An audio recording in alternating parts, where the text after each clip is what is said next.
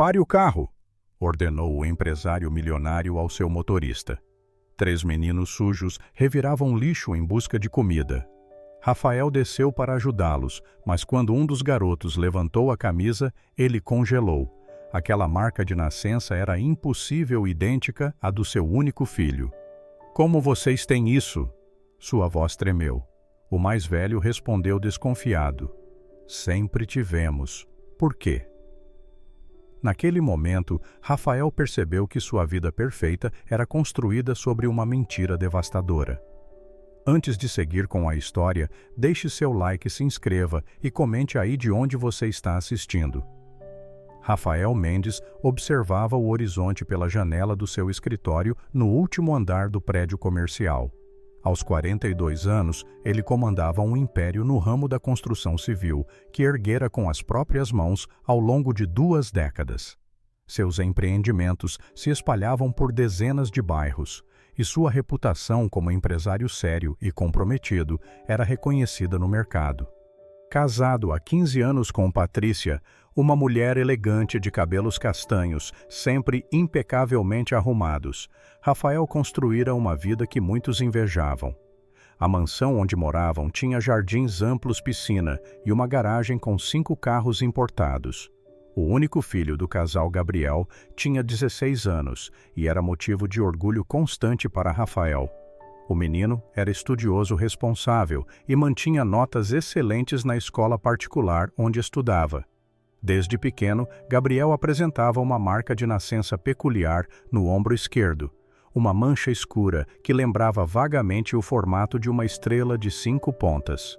Rafael sempre achara aquilo especial, uma característica única que tornava seu filho ainda mais especial aos seus olhos. A rotina de Rafael era intensa, reuniões começavam cedo e frequentemente se estendiam até o final da tarde. Ele viajava constantemente para supervisionar obras e fechar contratos, mas sempre reservava os finais de semana para a família. Aos domingos gostava de jogar futebol com Gabriel no quintal e depois assistirem juntos a algum filme. Patrícia, por sua vez, levava uma vida social agitada, participava de eventos beneficentes, almoçava com amigas em restaurantes caros e administrava uma fundação que levava o sobrenome Mendes, voltada para a educação de crianças carentes, pelo menos era o que dizia nos jantares e eventos sociais. Joaquim era o motorista de Rafael há mais de 10 anos, um homem de meia-idade discreto e eficiente que conhecia todos os caminhos da cidade como a palma da mão. Naquela tarde de quinta-feira, após uma reunião particularmente cansativa com investidores, Rafael entrou no carro e pediu para ir direto para casa. Estava exausto e queria apenas tomar um banho e jantar tranquilo com a família. O trânsito estava caótico. Joaquim tremia os dedos no volante enquanto observava a fila interminável de carros parados à frente. Após 15 minutos sem se mover 1 metro, ele olhou pelo retrovisor. Senhor Rafael, com sua permissão, vou pegar um caminho alternativo. Esse congestionamento não vai andar tão cedo. Rafael acenou com a cabeça ocupado, respondendo e-mails no celular. Joaquim virou em uma rua lateral e começou a serpentear por caminhos que Rafael não reconhecia. A paisagem mudou drasticamente. Os prédios comerciais deram lugar a construções precárias, muitas com tijolos aparentes e sem reboco, lixo acumulado nas calçadas, crianças descalças correndo entre os carros, homens sentados em cadeiras de plástico nas portas das casas. Rafael olhou pela janela fumê do carro e sentiu um incômodo que não conseguia nomear. Foi então que viu os 3 meninos. Estavam ao lado de um container de lixo revirando sacolas plásticas em busca de algo. Os 3 eram negros magros demais com roupas tão sujas que mal se distinguia a cor original. O mais velho parecia ter uns 15 anos, o do meio talvez 13 e o menor não devia passar dos 11. Eles pegavam restos de comida, cheiravam e alguns guardavam nos bolsos. Joaquim, pare! Rafael disse subitamente. O motorista franziu a testa. Senhor, pare! Joaquim encostou junto ao meio-fio. Rafael abriu a porta e desceu ajeitando o terno italiano que vestia. Os meninos olharam para ele com desconfiança, prontos para correr. Rafael levantou as mãos em um gesto apaziguador. Calma, garotos, só quero ajudar. Ele tirou a carteira do bolso e retirou algumas notas de 50. Peguem isso e comprem comida de verdade, não precisam revirar lixo. O mais velho deu um passo à frente, os olhos fixos no dinheiro. Ele era o mais alto dos três, com cabelos crespos desgrenhados e uma cicatriz fina na sobrancelha esquerda. Pegou as notas com desconfiança, como se esperasse que Rafael mudasse de ideia a qualquer momento. Obrigado, senhor, murmurou o garoto. Quando ele levantou a camisa suja para enfiar o dinheiro na cintura da bermuda rasgada, Rafael sentiu o mundo girar. Ali no ombro esquerdo do menino estava uma marca de nascença idêntica à de Gabriel, o mesmo formato irregular de estrela, o mesmo tamanho, a mesma localização exata. Rafael piscou várias vezes, achando que estava vendo coisas. Não era possível, devia ser coincidência. Como você se chama? Rafael perguntou a voz saindo meio rouca. André, respondeu o garoto ainda desconfiado. E quantos anos você tem? 15. Por quê? Rafael apontou para os outros dois. Estes são seus irmãos. São Lucas tem 13 e Davi tem 11. O que o senhor quer? Posso ver os ombros deles. A pergunta soou estranha até para Rafael, mas ele precisava saber. André franziu a testa. Que parada é essa? Por favor, é importante. André trocou olhares com os irmãos e então acenou para que mostrassem. Lucas puxou a gola da camisa imunda e ali estava no ombro esquerdo a mesma marca. Davi, o mais novo, tinha olhos grandes e assustados, mas também obedeceu. A marca estava lá no mesmo lugar com o mesmo formato. Rafael sentiu as pernas fraquejarem, apoiou-se no carro, a respiração acelerada. Joaquim desceu do veículo preocupado. Senhor Rafael, está tudo bem? Estou bem. Ele não estava bem. Ele estava completamente desnorteado. Rafael olhou para os três meninos memorizando cada rosto. Sem dizer mais nada, pegou o celular e tirou algumas fotos rápidas antes de entrar no carro. Vamos, Joaquim, para casa. Agora. Durante o resto do trajeto, Rafael ficou em silêncio absoluto, olhando as fotos que tirara. As marcas de nascença eram inconfundíveis. 3 meninos, 3 marcas idênticas, e Gabriel tinha a mesma.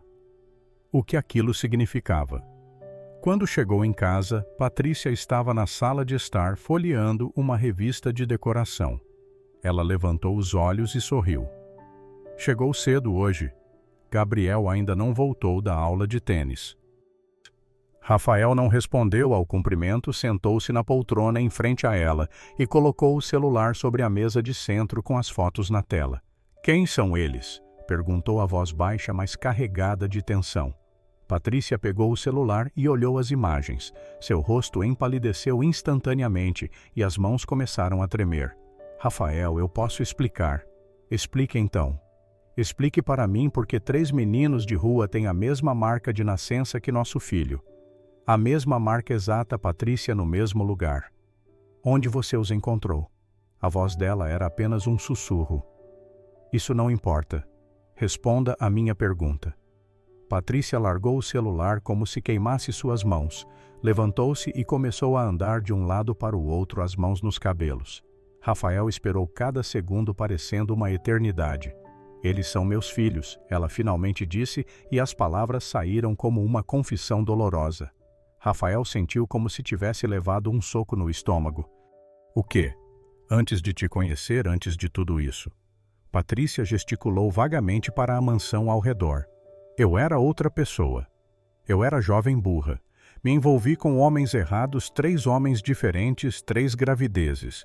Todos me abandonaram quando descobriram. Eu não tinha dinheiro, não tinha apoio, não tinha nada. E então eu entreguei os bebês, os 3, em orfanatos diferentes. Menti sobre quem eu era, dei nomes falsos. Eu tinha vergonha. Rafael vergonha de mim do que tinha feito de não conseguir cuidar deles. Achei que eles teriam uma chance melhor sem mim. Rafael se levantou sentindo a raiva crescer no peito. Você teve 3 filhos e abandonou todos eles. 3 crianças. Eu era praticamente uma criança também. Tinha 18 quando tive o primeiro 19, no segundo 21 no terceiro. Eu estava sozinha, Rafael. E quando nos conhecemos, quando engravidou de Gabriel, você viu a marca de nascença dele e não disse nada. Patrícia começou a chorar, lágrimas escorrendo pelo rosto cuidadosamente maquiado. Eu entrei em pânico quando vi a marca. É genética, vem da minha família. Meu avô tinha, minha tia tem. Eu sabia que se contasse você me deixaria, ia me julgar e ia me odiar. Eu já tinha construído uma vida nova, tinha apagado meu passado, não podia deixar que aquilo me alcançasse. Então preferiu mentir por 15 anos. Tentei encontrá-los. Patrícia disse a voz subindo. Há uns 8 anos contratei um investigador particular, mas os orfanatos disseram que os registros estavam incompletos, que provavelmente as crianças tinham sido adotadas. Eu quis acreditar nisso, quis acreditar que eles estavam bem. Rafael olhou novamente para as fotos no celular. 3 meninos sujos, famintos, revirando lixo. Eles não estão bem, Patrícia. Eles estão nas ruas comendo lixo enquanto nosso filho estuda em escola particular e tem tudo o que quer. Eu não sabia, Patrícia gritou. Você acha que se eu soubesse não teria feito nada? Não sei mais o que pensar sobre você. Rafael pegou as chaves do carro e saiu batendo a porta. Ignorou Patrícia gritando seu nome. Ele precisava sair dali, respirar, pensar.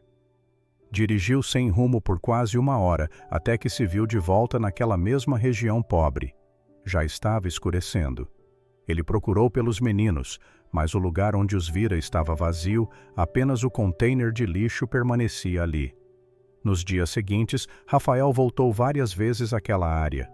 Perguntou para pessoas nas ruas, mostrou as fotos dos meninos, até que um senhor de idade que vendia frutas em uma barraca apontou na direção de um viaduto a alguns quarteirões dali.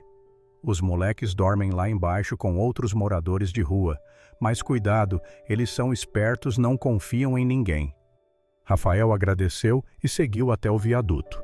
Embaixo dele havia um acampamento improvisado, papelões no chão, servindo como camas, cobertores sujos, algumas sacolas plásticas com pertences. Havia cerca de 10 pessoas ali, entre adultos e crianças. Rafael identificou os 3 irmãos sentados juntos em um canto, compartilhando alguma coisa que parecia ser pão. Quando André o viu se aproximando, levantou-se imediatamente, posicionando-se na frente dos irmãos menores. O que o senhor quer agora? Rafael levantou as mãos em gesto pacífico. Estava carregando sacolas com lanches, água e algumas roupas que comprara antes de ir até lá. Trouxe algumas coisas para vocês. A gente não precisa de caridade. A voz de André era dura, desafiadora. Não é caridade, é complicado. Posso sentar um pouco. André olhou para os irmãos e então deu de ombros. Rafael sentou-se sobre um papelão e começou a tirar os lanches das sacolas. O cheiro de salgados assados fez os olhos de Davi, o mais novo, brilharem de fome. Lucas cutucou André, que finalmente assentiu. Os 3 se aproximaram e começaram a comer com uma voracidade que partiu o coração de Rafael. Por que está fazendo isso? André perguntou entre uma mordida e outra. Porque eu descobri algo sobre vocês, sobre quem é a mãe de vocês. André parou de mastigar. Nossa mãe nos abandonou. A gente não tem mãe. Eu sei, e eu sei quem ela é. Rafael respirou fundo. Ela é minha esposa. O silêncio que se seguiu foi denso. André olhou para Rafael como se ele tivesse enlouquecido. Que parada é essa? A marca de nascença que vocês têm. Meu filho também tem a mesma marca no mesmo lugar. Minha esposa confessou que teve 3 filhos antes de me conhecer e os entregou para a adoção. Vocês são meio-irmãos do meu filho. Lucas, que até então permanecera quieto, falou pela primeira vez. Você está querendo dizer que a gente tem família. Sim, vocês têm um irmão. Ele tem 16 anos e se chama Gabriel. Davi, o mais novo, tinha lágrimas nos olhos. A gente nunca foi adotado, moço. A gente fugiu dos abrigos porque era ruim lá. Batiam na gente e deixavam passar fome. A rua era melhor que aquilo. Rafael sentiu um nó na garganta. Aquelas crianças tinham sofrido de formas que ele nem conseguia imaginar enquanto Gabriel crescia cercado de conforto e amor. Eu quero ajudar vocês de verdade, mas preciso da confiança de vocês. Todos os adultos dizem que querem ajudar. André respondeu amargamente. Aí depois querem que a gente faça coisas ou querem nos usar para conseguir dinheiro do governo ou coisas piores. A gente aprendeu que é melhor ficar sozinho. Eu entendo, mas eu não vou desistir de vocês. Nos dias seguintes, Rafael voltou diariamente ao viaduto. Levava comida, cobertores, remédios quando Davi começou a tossir muito. Aos poucos foi ganhando a confiança dos meninos. André começou a fazer perguntas sobre Gabriel, sobre como era a vida deles, sobre a escola. Lucas contou que trabalhava na feira aos finais de semana, carregando compras das pessoas por alguns trocados. André era flanelinha em um estacionamento próximo a um shopping. Davi, que era franzino e frequentemente ficava doente, cuidava dos pertences enquanto os irmãos trabalhavam. Enquanto isso, em casa, a situação estava insustentável. Rafael mal conversava com Patrícia. Ela tentava se aproximar, tentava explicar, mas ele não conseguia olhar para ela sem sentir uma mistura de raiva e decepção. Gabriel percebeu a tensão e questionou o pai, mas Rafael disse apenas que estava passando por problemas no trabalho. A situação piorou quando Marcelo, o sócio minoritário da empresa, começou a notar as ausências constantes de Rafael e sua falta de foco nas reuniões. Marcelo tinha 40 anos, era calculista e ambicioso. Ele sempre invejara o sucesso de Rafael e sonhava em assumir o controle total da empresa. Quando começou a investigar discretamente, descobriu através de fofocas que Rafael estava sendo visto em uma região pobre da cidade, sempre com os mesmos 3 meninos de rua. Marcelo convocou uma reunião extraordinária com os 5 outros acionistas da empresa. Na sala de reuniões, ele distribuiu um dossiê que mandara preparar com fotos de Rafael com os meninos tiradas por um investigador particular que contratara. Senhores, trago uma preocupação séria sobre nosso sócio majoritário. Marcelo começou com voz grave. Rafael Mendes está exibindo comportamento errático e preocupante. Ele tem faltado a reuniões importantes, está distraído e olhem estas fotos, ele está gastando tempo e dinheiro da empresa com 3 meninos de rua desconhecidos. Antônio, um dos acionistas mais velhos, pegou as fotos e franziu a testa. Isso é verdade, o que ele está fazendo. Segundo minhas fontes, ele alega que esses meninos são filhos de sua esposa. Uma história absurda sobre marcas de nascença.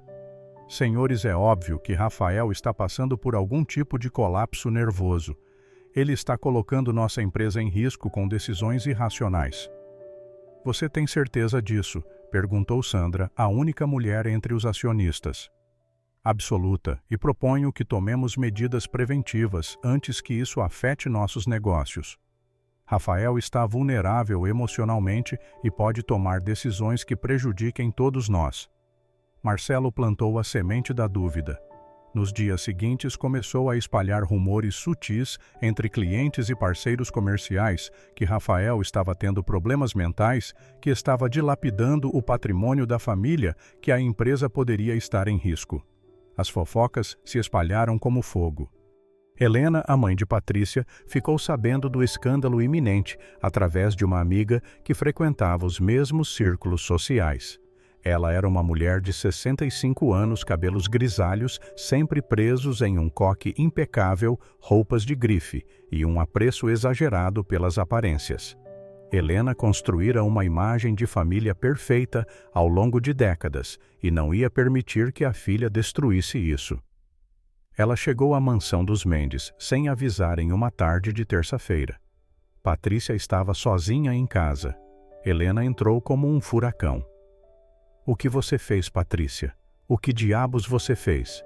Mãe, eu posso explicar. Explicar o quê? Que teve 3 bastardos e os abandonou. Que mentiu para seu marido durante 15 anos. Toda a nossa comunidade está comentando. As pessoas estão me parando na rua para perguntar se é verdade. Patrícia sentou-se no sofá, as mãos tremendo. Eu era jovem mãe. Eu errei. Errar é esquecer a carteira em casa. Isso que você fez é imperdoável. Helena caminhava de um lado para o outro, gesticulando dramaticamente. E agora Rafael está se envolvendo com esses moleques expondo nossa família. Você precisa se divorciar dele imediatamente. O que não? Sim, antes que ele exponha tudo publicamente, proteja seu patrimônio, proteja sua reputação. Diga que ele está mentalmente instável, que está inventando histórias. Contrate um bom advogado. Mãe, Rafael não está inventando nada. É tudo verdade, e eu não vou abandonar meu casamento. Então você vai afundar junto com ele, porque quando isso virar público, e vai virar, ninguém vai querer se associar com você. A fundação vai perder doadores, seus amigos vão te evitar. Você vai ser a piada da sociedade. Patrícia começou a chorar. Eu já perdi o respeito do meu marido, não vou perder mais nada. Helena saiu batendo a porta furiosa. Ela não aceitava aquilo não depois de todo o trabalho que tivera construindo uma imagem de família respeitável. Na escola, Gabriel estava tendo uma tarde normal até que ouviu vozes alteradas vindo da sala de estar. Quando chegou em casa, ele subiu silenciosamente as escadas, mas parou no meio do caminho ao ouvir seu nome. Gabriel não pode saber disso, era a voz de Patrícia. Ele tem direito de saber que tem 3 irmãos. A voz de Rafael estava carregada de raiva. Irmãos, como assim, irmãos? Gabriel desceu os degraus rapidamente e entrou na sala. Os pais se viraram surpresos. Do que vocês estão falando? Rafael e Patrícia trocaram olhares. Finalmente, Rafael gesticulou para que Gabriel se sentasse. Durante a próxima hora, eles contaram tudo. Patrícia chorava enquanto revelava seu passado. Rafael mantinha uma expressão séria e Gabriel ouvia em silêncio crescente. Quando terminaram, Gabriel ficou em silêncio por longos minutos. Então ele perguntou: "Eles se parecem comigo?" Rafael piscou surpreso com a pergunta. Um pouco, mas o mais importante é a marca de nascença. Os 3 têm.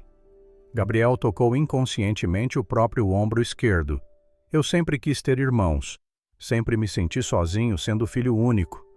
Gabriel, você não precisa se envolver nisso, Patrícia disse rapidamente. É complicado. Eles são meus irmãos, Gabriel completou. Eles são meus irmãos. Eu quero conhecê-los. Rafael sentiu algo se aliviar no peito. Tem certeza? Absoluta. Quando posso conhecê-los? 2 dias depois, Rafael levou Gabriel até o viaduto. Os meninos estavam lá como sempre. André se levantou imediatamente ao ver Rafael, mas franziu a testa ao notar o adolescente ao lado dele.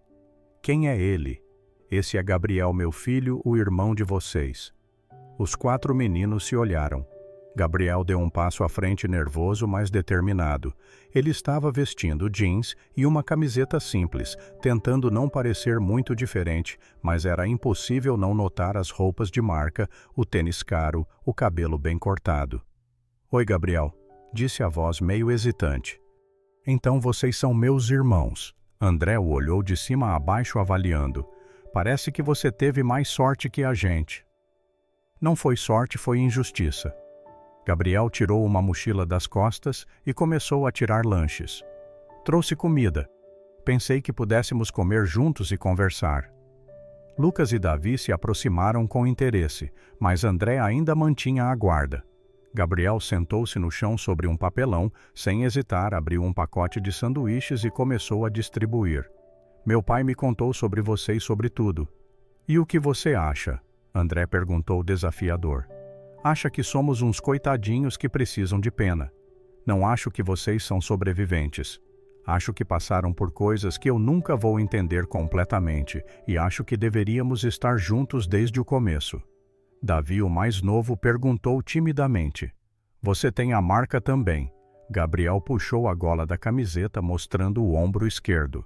A marca de nascença estava ali idêntica. Os 4 meninos ficaram olhando em silêncio. Era real. Eles realmente eram irmãos. Lucas foi o primeiro a falar. Como é sua vida na escola e tal? Gabriel passou a próxima hora contando sobre a escola, sobre futebol, sobre os filmes que gostava, sobre seus hobbies.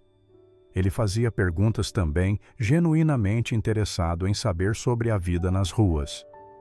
André, aos poucos, baixou a guarda. Lucas contou histórias engraçadas sobre coisas que aconteciam na feira. Davi riu pela primeira vez um som que Rafael não ouvira antes. Quando chegou a hora de ir embora, Gabriel se despediu com um aceno. Posso voltar amanhã. André deu de ombros, mas havia um leve sorriso em seus lábios. Se quiser. No carro voltando para casa, Gabriel olhou para o pai. Não podemos deixá-los lá, pai. Não é certo. Eu sei, já estou cuidando disso. Rafael já vinha planejando há dias. Ele alugou uma casa simples, mas confortável em um bairro de classe média 3 quartos, uma sala-cozinha e banheiro. Mobilou com o básico, camas, guarda-roupas, mesa, sofá e contratou Dona Amélia, uma senhora de 60 anos que trabalhou como babá por décadas e agora estava aposentada. Ela era uma mulher negra, forte, de voz suave, mas firme, que criara 6 filhos e tinha 10 netos. Quando Rafael apareceu no viaduto e disse aos meninos que tinha uma casa para eles, a reação não foi a que esperava. É pegadinha. André disse imediatamente. Ninguém dá casa de graça. Não é de graça. Vocês são família, é o mínimo que posso fazer. A gente não conhece você direito, como a gente sabe que não vai ser igual aos abrigos. Rafael entendeu a desconfiança. Venham ver a casa primeiro. Se não quiserem ficar, vocês voltam sem pressão. Após muita hesitação, André concordou. Os 3 irmãos subiram no carro de Rafael tensos e alertas. Quando chegaram à casa, Dona Amélia os esperava na porta com um sorriso caloroso. Bem-vindos, meninos. Devem estar famintos. Fiz comida. O cheiro de comida caseira invadiu as narinas dos garotos: feijão, arroz, bife acebolado, batata frita. Eles seguiram Dona Amélia até a cozinha como hipnotizados. A mesa estava posta com pratos, copos, talheres, uma jarra de suco no centro. Sentem-se, sentem-se, Dona Amélia disse, servindo porções generosas. Os meninos comeram em silêncio rápido demais, como se a comida fosse desaparecer. Dona Amélia observava com o coração apertado. Quando terminaram, ela levou os 3 para conhecer os quartos. André, você fica no quarto maior. Lucas e Davi, vocês dividem esse aqui. Tem camas separadas para cada um. Os meninos entraram nos quartos com passos cautelosos.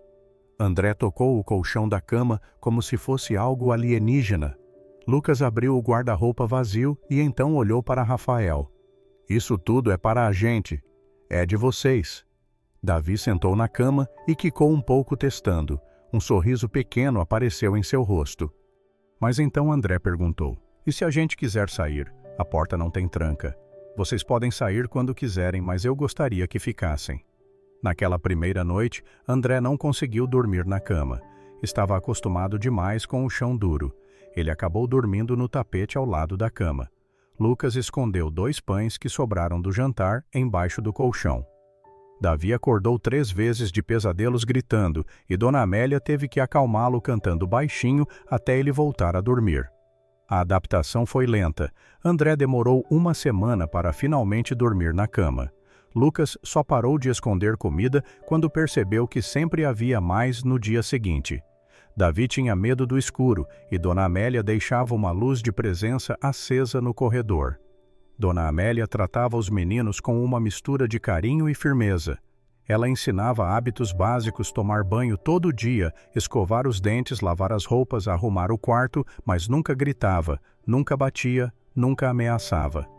Quando André quebrou um copo por acidente e encolheu-se esperando um castigo, Dona Amélia apenas disse: tudo bem, meu filho, é só um copo. Vem, vou te ensinar a varrer os cacos sem se cortar. Gabriel visitava quase todos os dias. Ele levava jogos de tabuleiro, ensinava os irmãos a jogar videogame em um console que levara de casa, assistia filmes com eles. Os 4 começaram a criar vínculos genuínos. Mas enquanto Rafael tentava construir aquela nova realidade para os meninos, sua vida empresarial estava desmoronando. Marcelo continuava trabalhando nos bastidores, espalhando dúvidas sobre a sanidade de Rafael. Ele conseguiu marcar uma reunião com 3 dos principais clientes da empresa, donos de grandes construtoras que contratavam os serviços de Rafael.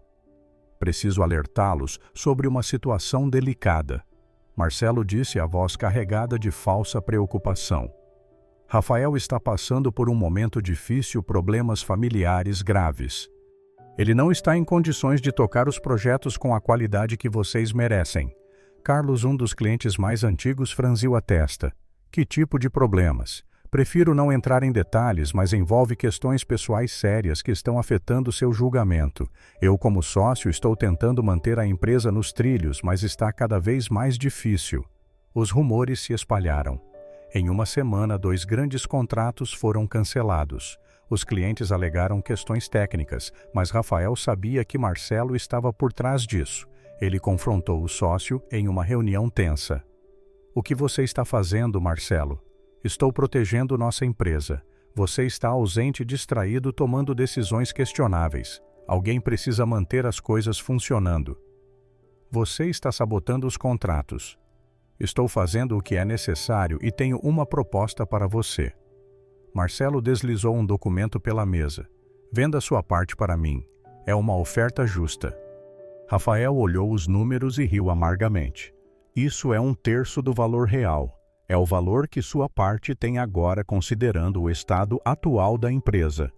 Aceite enquanto ainda há algo a ser salvo. Vá para o inferno. Rafael saiu batendo a porta. Ele sabia que estava em uma situação difícil. Os clientes estavam se afastando. Os outros acionistas estavam inseguros e Marcelo estava ganhando terreno. Pior ainda, a imprensa começou a farejar a história. Um repórter investigativo de um portal de notícias conseguiu informações sobre Rafael sendo visto com meninos de rua. A matéria foi publicada com um título sensacionalista. Empresário milionário sustenta meninos que alegam ser filhos de sua esposa, golpe ou realidade. A notícia explodiu. Em 24 horas, todos os principais veículos de comunicação estavam cobrindo a história. Repórteres acamparam em frente à mansão dos Mendes. Câmeras filmavam cada movimento. Eles também descobriram o endereço da casa onde os meninos moravam e cercaram o local. André ficou apavorado ao ver as câmeras e os microfones sendo enfiados na cara deles quando tentaram sair para comprar pão. Dona Amélia teve que colocar os 3 para dentro e trancar as portas. Patrícia entrou em pânico completo. Ela se trancou no quarto, recusando-se a sair, atendendo ligações de amigas que queriam detalhes com falsa preocupação. Helena ligou 20 vezes em um dia, gritando que era exatamente o que ela havia previsto, que Patrícia tinha destruído a família. No auge do caos, Rafael perdeu mais 3 contratos importantes. Clientes conservadores não queriam associar suas marcas a um escândalo. A empresa estava sangrando dinheiro. Marcelo convocou outra reunião de acionistas. Senhores, a situação está insustentável. Nossa reputação está sendo destruída.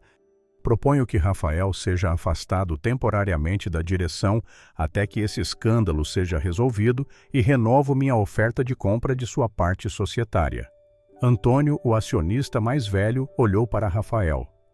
Isso é verdade. Esses meninos são realmente filhos de sua esposa. Rafael respirou fundo. Ele estava cansado de mentiras. Sim, ela os teve antes de me conhecer e os entregou para a adoção. Eles nunca foram adotados e acabaram nas ruas. Quando descobri, não pude simplesmente ignorar. São meio-irmãos do meu filho. E você pretende sustentá-los indefinidamente? Sandra perguntou. Pretendo dar a eles o que deveriam ter tido desde o começo, uma família. Marcelo bufou. Muito nobre, mas está custando a empresa de todos nós. Aceite minha oferta, Rafael é o melhor para todos. Não vou vender para você. A reunião terminou sem resolução, mas Rafael sabia que estava perdendo apoio. Ele voltou para casa exausto e encontrou Gabriel na sala mexendo no celular com expressão concentrada. Pai, preciso te mostrar uma coisa. Gabriel virou o celular para que Rafael pudesse ver. Era um vídeo que ele acabara de gravar e estava prestes a postar nas redes sociais. No vídeo, Gabriel falava diretamente para a câmera. Oi pessoal, sou Gabriel Mendes. Vocês devem ter visto as notícias sobre minha família. Quero contar a verdade porque está cheio de mentiras sendo espalhadas. Eu tenho 3 irmãos, André, Lucas e Davi. Eles têm a mesma marca de nascença que eu, no mesmo lugar exato. Minha mãe cometeu erros no passado, ela era jovem e teve esses 3 filhos que acabaram indo para abrigos. Ela não sabia que eles estavam vivendo nas ruas até meu pai descobrir por acaso. Não foi golpe, não foi invenção, é a verdade. E meu pai está tentando fazer o que é certo. Ele está tentando dar para nossos irmãos a vida que eles deveriam ter tido. Se isso faz dele louco, então eu também sou louco porque eu apoio totalmente. Eles são minha família. A marca de nascença prova, os exames de DNA provam. E o que eles passaram foi injusto. Então parem de julgar minha família e comecem a prestar atenção no que realmente importa, 3 crianças que sofreram por anos e agora finalmente têm uma chance. Gabriel olhou para o pai. Posso postar. Rafael sentiu os olhos marejarem. Seu filho, com 16 anos, tinha mais coragem do que muitos adultos. Pode. Gabriel postou o vídeo em suas redes sociais. Ele tinha alguns milhares de seguidores, sendo de uma família conhecida e estudando em uma escola de elite. O vídeo começou a circular. Em 2 horas tinha 100 mil visualizações. Em 6 horas tinha viralizado completamente, ultrapassando 2 milhões de visualizações. Os comentários eram mistos. Muitos apoiavam Gabriel e elogiavam sua coragem. Outros criticavam Patrícia duramente, mas a narrativa começou a mudar. As pessoas começaram a ver a história sob outra perspectiva. Dona Amélia, incentivada por Rafael, deu uma entrevista para um programa de televisão. Sentada no estúdio com sua postura digna e voz calma, Dona Amélia contou sobre os meninos. Quando os conheci, eles eram 3 crianças assustadas que não sabiam o que era uma refeição garantida. André dormia no chão porque tinha medo da cama. Lucas escondia comida porque achava que ia faltar. Davi tinha pesadelos todas as noites. Hoje, 3 meses depois, eles são outras crianças. Brincam, riem e estudam. O senhor Rafael não está fazendo caridade. Ele está sendo pai, e isso deveria ser celebrado, não criticado. A entrevista emocionou milhões. A opinião pública começou a pender para o lado de Rafael. Páginas nas redes sociais dedicadas à defesa de crianças compartilharam a história. Influenciadores digitais começaram a falar sobre o caso. Patrícia, vendo a coragem do filho e de Dona Amélia, finalmente saiu do quarto. Ela estava diferente, os olhos vermelhos de tanto chorar, sem maquiagem e o cabelo solto. Ela procurou Rafael. Eu preciso fazer o que é certo. Vou dar uma entrevista. Vou contar tudo. Tem certeza vão te destruir. Eu mereço, mas também mereço a chance de tentar corrigir meu erro. Patrícia concedeu uma entrevista para o mesmo programa onde Dona Amélia apareceu. Sentada em frente às câmeras, ela contou sua história sem filtros. Falou sobre a juventude difícil, sobre os relacionamentos abusivos, sobre o medo e a vergonha que sentia. Chorou ao falar sobre a decisão de entregar os bebês, sobre como aquilo a assombrou todos esses anos. Eu não espero perdão, ela disse, a voz embargada. Não de André, Lucas e Davi, que sofreram por causa das minhas escolhas. Não das pessoas que estão assistindo. Eu só quero que saibam que foi o maior erro da minha vida e que, se pudesse voltar no tempo, faria tudo diferente, mas não posso. Só posso tentar estar presente daqui para a frente. A sinceridade de Patrícia comoveu muitas pessoas, especialmente mulheres que já haviam passado por situações difíceis envolvendo gravidez não planejada. Começaram a compartilhar suas próprias histórias nas redes sociais.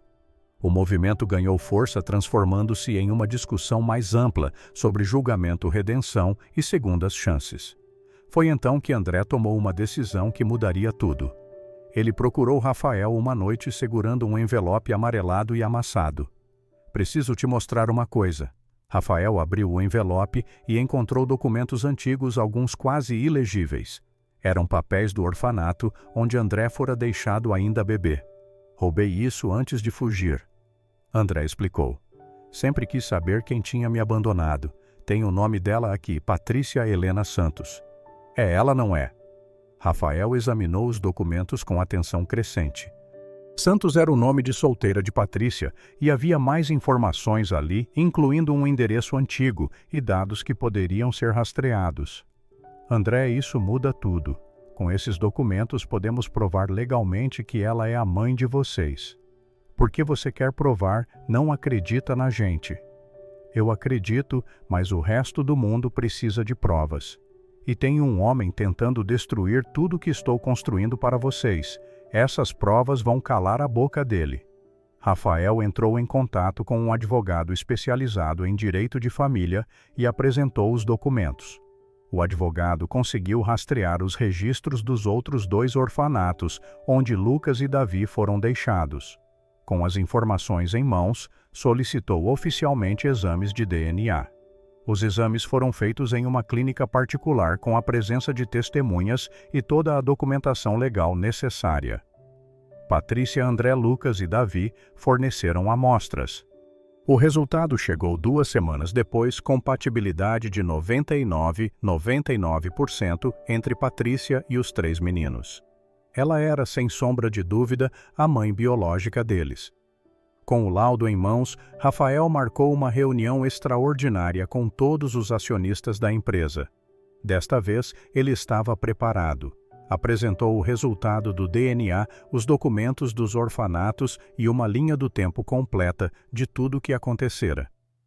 Vocês questionaram minha sanidade, disseram que eu estava sendo enganado.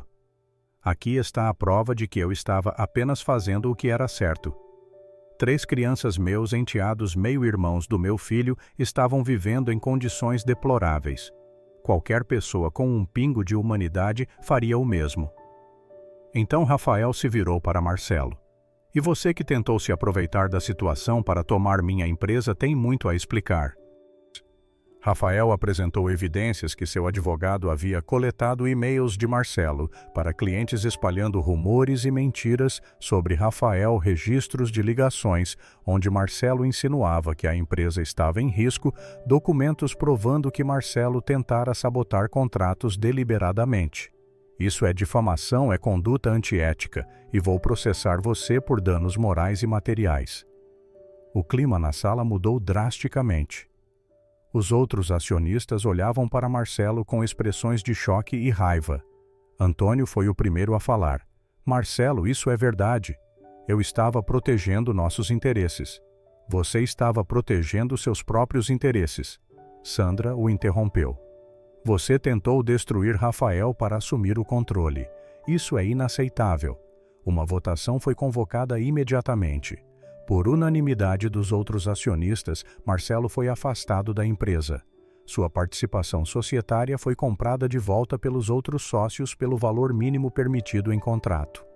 Marcelo saiu da sala furioso, ameaçando processos, mas Rafael sabia que tinha evidências suficientes para ganhar qualquer batalha legal.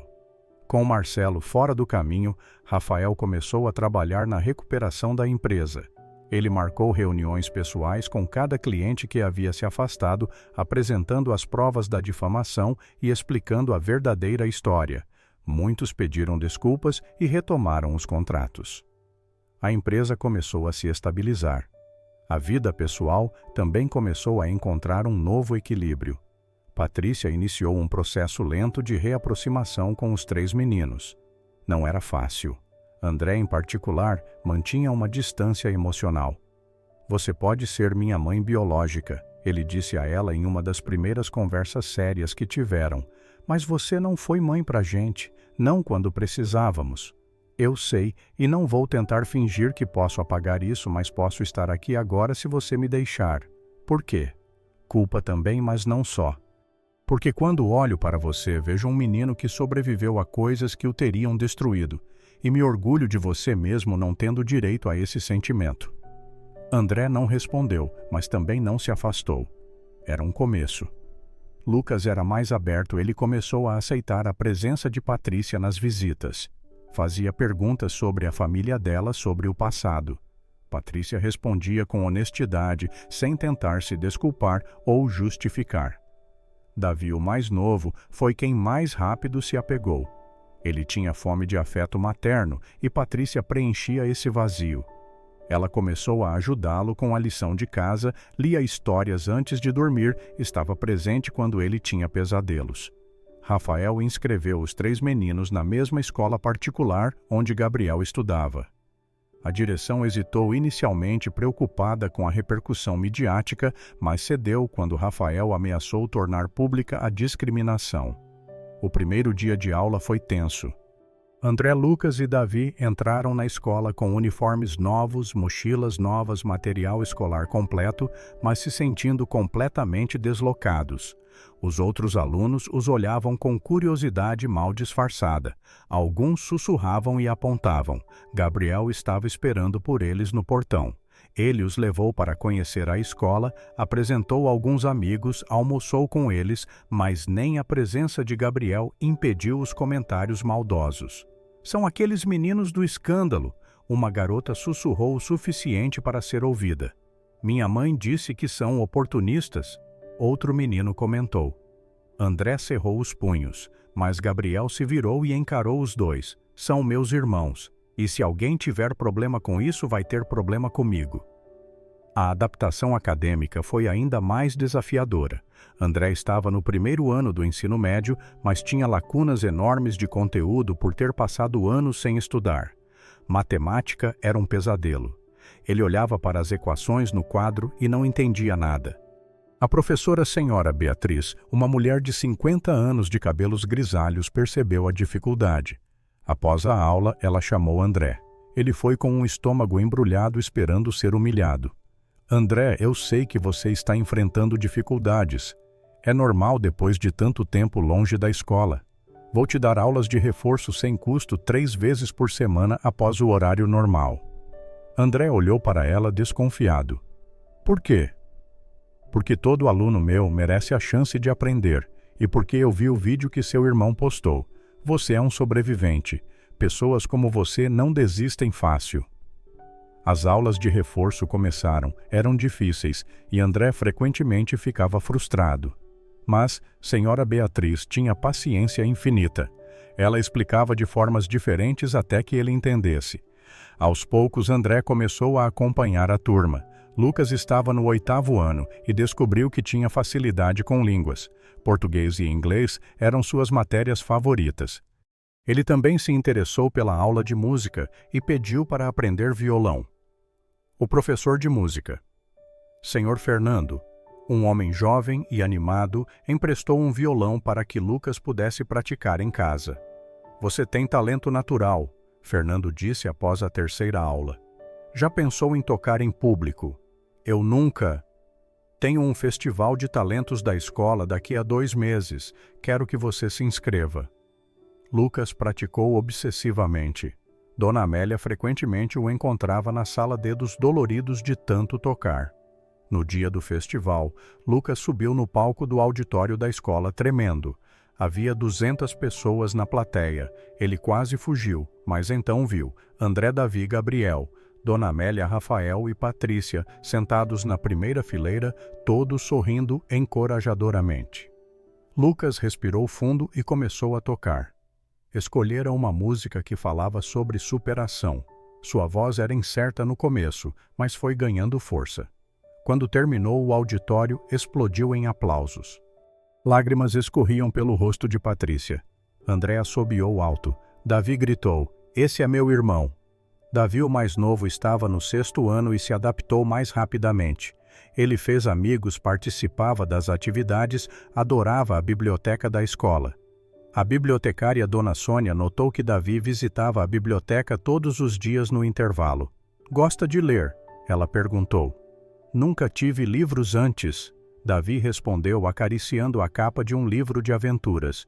"Então vou fazer uma coisa. Você pode levar 3 livros para casa de cada vez, sem limite de tempo, e quando terminar vem buscar mais."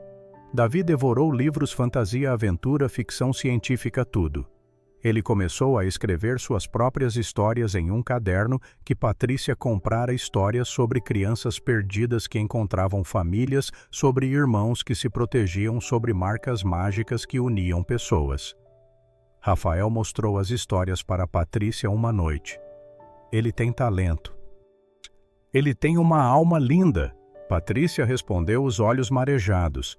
Apesar de tudo que passou e apesar dos progressos, nem tudo era fácil. André teve um episódio na escola quando um garoto chamado Tiago, filho de um dos clientes que cancelara contrato com Rafael, fez um comentário sobre meninos de rua que fingem ser da família Mendes para pegar dinheiro. André avançou em Tiago, derrubando-o no chão e acertando 2 socos antes que professores separassem a briga. Ele foi levado para a sala da diretora. Dona Mariana, a diretora, era uma mulher séria de óculos. André, nós não toleramos violência nesta escola. Ele me provocou, disse que eu sou golpista. E a resposta para palavras é mais violência. Onde você aprendeu isso? André olhou para o chão, as mãos ainda tremendo de raiva. Nas ruas, quando alguém te provoca, você bate ou apanha. É assim que funciona. Dona Mariana suspirou. Mas você não está mais nas ruas, André. Você está em uma escola, em uma família. Precisa aprender outras formas de lidar com conflitos. André foi suspenso por 3 dias. Rafael foi buscá-lo na escola. No carro esperava que o pai adotivo fosse brigar, gritar, talvez desistir dele. Mas Rafael apenas disse: entendo por que você fez isso. Não vai me punir. A suspensão já é punição. Mas quero que entenda uma coisa. Tiago disse aquilo porque ele é ignorante. Ele não sabe por tudo que você passou. As palavras dele não definem quem você é. Sua reação é que define. Então eu sou violento. Não. Você é protetor, sempre protegeu seus irmãos, mas agora tem outras pessoas te protegendo também. Não precisa lutar sozinho. André processou aquilo em silêncio. Naquela noite, ele pediu desculpas para Dona Amélia por ter preocupado todo mundo. Era a primeira vez que ele pedia desculpas genuinamente para um adulto. Enquanto os meninos se adaptavam, Helena finalmente cedeu à pressão de Patrícia e concordou em conhecer os netos. O encontro foi marcado para um sábado à tarde na casa onde os meninos moravam. Helena chegou pontualmente vestindo um conjunto elegante e carregando uma expressão tensa. Os meninos estavam visivelmente nervosos. Dona Amélia preparara um lanche caprichado e organizara a sala. Quando Helena entrou, houve um momento de silêncio constrangedor. Então vocês são os netos que eu não conhecia, Helena disse a voz fria. Mãe, por favor, Patrícia pediu. Helena examinou cada menino com olhar crítico. André a encarou de volta desafiador. Lucas olhou para o chão. Davi se escondeu meio atrás de Dona Amélia. Então Helena sentou-se no sofá e gesticulou para que os meninos se sentassem também. Imagino que não gostem de mim. Não os culpo, mas estou aqui porque minha filha insistiu. Então vamos conversar. A tarde foi difícil. Helena fazia perguntas diretas sobre a vida nas ruas, sobre os abrigos, sobre tudo não com genuína curiosidade, mas como se estivesse avaliando se eles eram dignos de pertencer à família. André respondeu com respostas curtas e duras. Lucas tentou ser educado. Davi mal falou. Quando Helena foi embora, Patrícia se desculpou. Ela é difícil. Eu sei, mas ela vai se acostumar. As semanas passaram e Helena não voltou, mas então Davi adoeceu uma gripe forte que evoluiu para pneumonia. Ele foi internado e passou 3 dias no hospital. Patrícia e Dona Amélia se revezavam ao lado do leito. André e Lucas matavam aula para ficar com o irmão. Gabriel levava gibis e chocolates. No 3º dia, Helena apareceu. Ela entrou no quarto do hospital carregando uma sacola grande. Dentro havia livros infantis, jogos de tabuleiro e um ursinho de pelúcia. Achei que o menino gostasse de ler, ela disse sem olhar para ninguém, apenas colocando as coisas sobre a mesinha ao lado da cama. Davi, mesmo febril e fraco, sorriu. Obrigado, vó. Helena finalmente olhou para ele e pela primeira vez realmente olhou. Viu um menino franzino com olhos grandes e assustados conectado a soros e monitores. Um menino que a chamara de vó, naturalmente sem rancor. Ela sentou-se na cadeira ao lado da cama. Que tipo de livros você gosta de aventura e fantasia? Eu também gostava quando era jovem. Helena puxou um dos livros que trouxera. Este aqui é um clássico. Deixa eu ler um pouco para você. Helena ficou 2 horas no hospital lendo para Davi. Quando ele finalmente dormiu exausto, ela olhou para Patrícia. Ele é muito magro. A pneumonia tirou o apetite. Quando ele sair daqui, vou fazer um cozido como minha avó fazia. Engorda qualquer um. Foi o começo. Depois que Davi recebeu alta Helena, começou a visitar a casa dos meninos regularmente. Levava comida, ajudava com a lição de casa, ouvia Lucas tocar violão. Ela era dura com André, mas com uma dureza que ele começou a reconhecer como forma disfarçada de afeto. Ela o cobrava nos estudos, mas também foi a primeira a parabenizá-lo quando ele tirou uma nota boa em matemática. Minha mãe está se tornando uma avó de verdade, Patrícia comentou com Rafael uma noite. As pessoas podem mudar quando querem. Os meses se transformaram em 1 ano depois, quase 2. A rotina da família foi se estabelecendo. Rafael conseguiu recuperar completamente a empresa e até expandiu os negócios. Ele usou parte dos lucros para criar um programa social focado em crianças em situação de rua, oferecendo abrigo, educação e apoio psicológico. Joaquim, o motorista, tornou-se coordenador do projeto. Ele conhecia as ruas, sabia onde encontrar as crianças, como ganhar sua confiança. Patrícia transformou a fundação que administrava. Antes focada vagamente em educação, agora tinha um propósito claro: ajudar mães em situação de vulnerabilidade, oferecer apoio financeiro, psicológico e social para que elas não precisassem tomar as decisões desesperadas que ela tomara. A fundação também trabalhava na prevenção de abandonos, criando redes de apoio para mulheres grávidas em situação de risco. Os 3 meninos oficialmente moravam com Rafael e Patrícia. A mansão foi reformada para acomodar toda a família.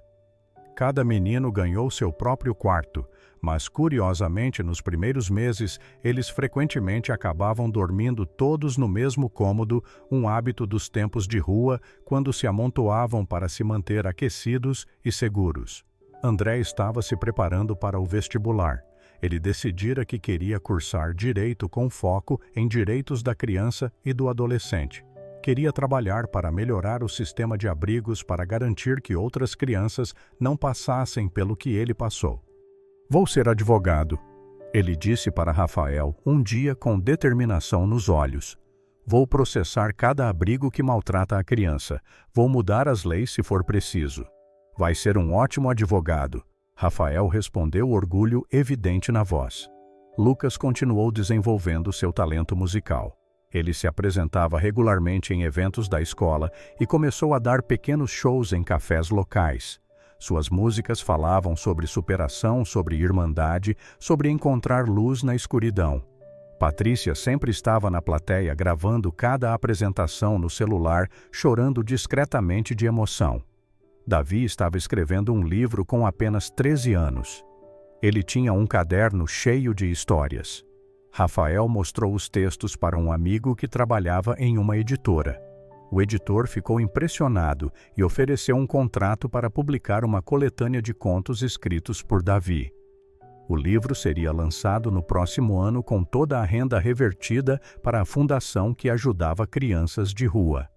Gabriel mantinha uma relação próxima com os 3 irmãos. Eles jogavam futebol juntos aos domingos, assistiam filmes, tiravam sarro um do outro. Ele frequentemente dizia para os amigos que sua vida melhorou muito depois que os irmãos chegaram. A solidão de ser filho único tinha sido substituída pela bagunça, barulho e afeto de uma família grande. Na escola, os 4 eram conhecidos.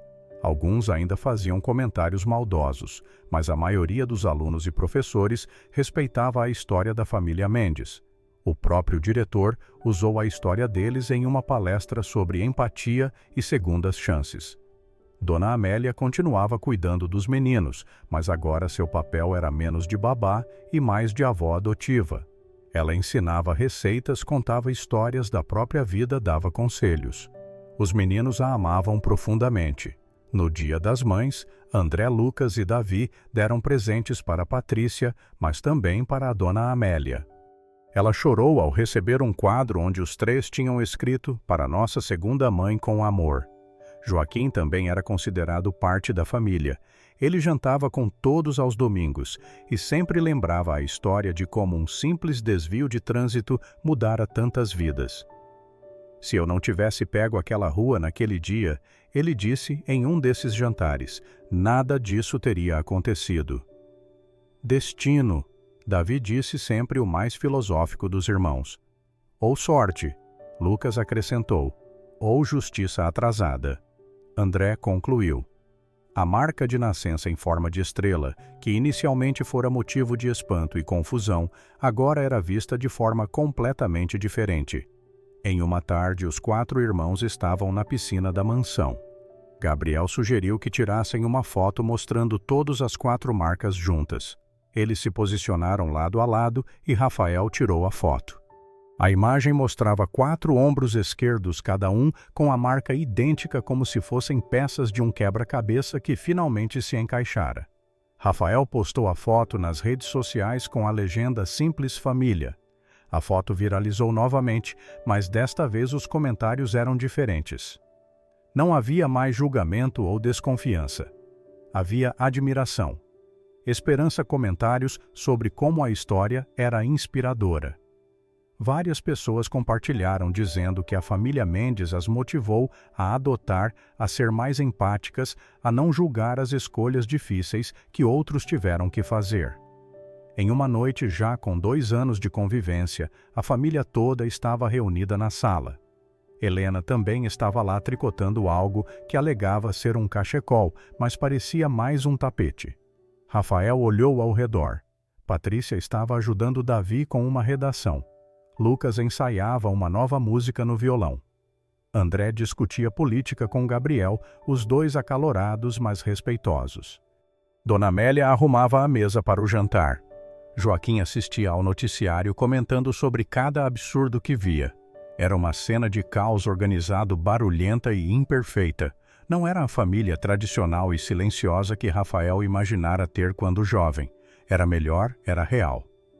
Patrícia olhou para o marido e sorriu.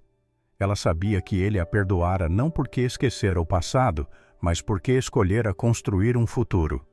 Ela mesma estava em terapia há mais de 1 ano trabalhando seus traumas e culpas. Nunca seria fácil olhar para André, Lucas e Davi e não sentir o peso das escolhas que fizera, mas estava aprendendo a viver com isso, a transformar a culpa em ação. André surpreendeu a todos naquela noite ao se levantar e pedir atenção. Todos pararam o que estavam fazendo e olharam para ele. Quero dizer uma coisa, ele começou a voz meio hesitante. Faz 2 anos que conheci vocês e não foi fácil. Eu não confiei em ninguém durante muito tempo. Achei que ia ser temporário, que uma hora vocês iam desistir da gente. Jamais, Rafael disse firmemente. André sorriu. Eu sei disso agora. E quero dizer obrigado para todos vocês, Rafael, por não ter passado reto com o carro naquele dia, por não ter desistido quando ficou difícil. Patrícia, ele pausou olhando para a mãe biológica. Você errou muito, mas está tentando consertar e isso conta. Patrícia tinha lágrimas escorrendo pelo rosto. Gabriel, André continuou, você é o melhor irmão que alguém podia querer. Dona Amélia, você nos ensinou que adulto pode ser confiável. Joaquim, você virou aquele carro no lugar certo. Vó Helena, você é durona, mas a gente sabe que é carinho disfarçado. E Lucas e Davi, vocês são os melhores irmãos caçulas chatos que eu poderia ter. Lucas jogou uma almofada nele. Todos riram. O que eu quero dizer é... André concluiu. Pela primeira vez na vida, eu sei o que é ter uma família. E vocês são minha família. Todos vocês. Não houve olhos secos na sala. Até Helena fingiu que estava apenas com alergia. Gabriel se levantou e abraçou André. Davi e Lucas se juntaram ao abraço. Então Rafael, Patrícia, Dona Amélia, Joaquim e até Helena entraram na bagunça de abraço coletivo. Foi naquele momento que todos entenderam que tinham chegado onde deviam estar. Não foi um caminho fácil. Houvera dor, mentiras, julgamentos, dificuldades, mas também houvera perdão, reconstrução e amor. A marca de nascença em forma de estrela não era mais apenas uma coincidência genética. Era o símbolo de uma família que deveria estar junta desde o começo e que, contra todas as probabilidades, finalmente se encontrara. Era a prova de que, às vezes, é preciso se perder completamente para encontrar o caminho de volta para casa. E naquela noite, na sala lotada e barulhenta daquela mansão, 7 pessoas com histórias dolorosas e 4 marcas de nascença idênticas eram simplesmente uma família imperfeita remendada, mas absolutamente completa.